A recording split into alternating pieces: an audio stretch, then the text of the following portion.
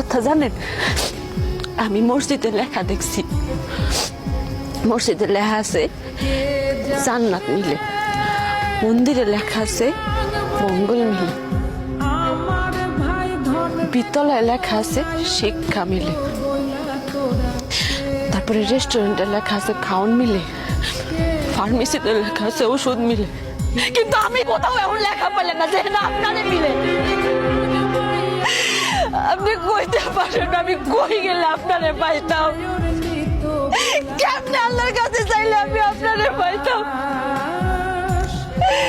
কি দোষ করছি? বিশ্বাস করো,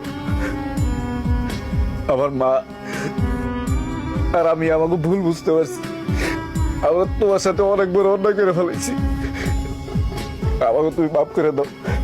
আর কোনোদিন তোমার সাথে আমরা কোনো কিছু করবো না।